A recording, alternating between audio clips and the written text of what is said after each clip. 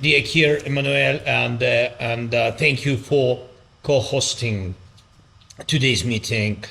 Dear friends, leaders, I'm happy that we have today's conversation. About an hour ago, we had conversation with the United States team about possible security guarantees for Ukraine, and we are working on a framework document, and it must be strong enough to truly work. We believe this document should be approved by the United States Congress. This would mean real, solid, legally binding security guarantees for our country, and they must actually be implemented. Of course, a working model of security guarantees is impossible, and we underlined it, impossible without Europe and all members of our coalition of the willing, from Canada to Japan, Australia, and New Zealand. Thank you all. Everyone's contribution matters, and I believe most of you already know what is needed and how this can work.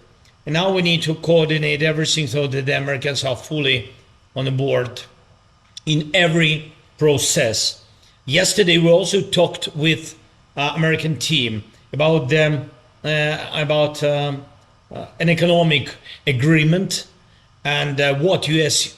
involvement could look like in Ukraine's recovery and post-war development.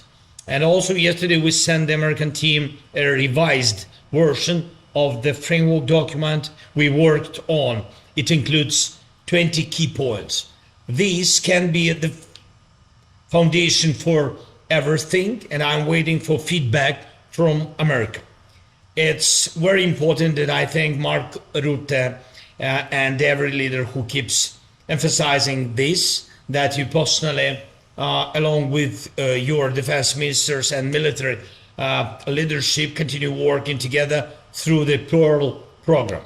And this program needs to be actively filled with content and concrete actions. And thank you to everyone who is helping us keep the front line stable, strengthen our air defense, and maintain our overall resilience, especially now as Russian strikes on our energy infrastructure continue each day. And I urge everyone to move forward as quickly as possible on the issue of using frozen Russian assets. I'm grateful for the leadership of the EU, of Ursula von der Leyen, Antonio Costa, and everyone who is helping. And this is truly necessary, and it will make a significant contribution to our security, our shared security.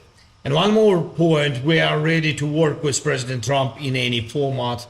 And if President Trump is speaking more about elections in Ukraine, I want to say this very openly. We can try to hold elections. Ukraine is not hiding from democracy, but to make elections possible, there must be a security component, and America can help with this the most. If there is a need for elections now, there must be a ceasefire at least during election process and during voting, and this is something that must be discussed. And honestly, we think here in Ukraine that America should speak to the Russian side about this. Let's see what's next. And so I ask you to support Ukraine in this and other important matters. Thank you again, Kier.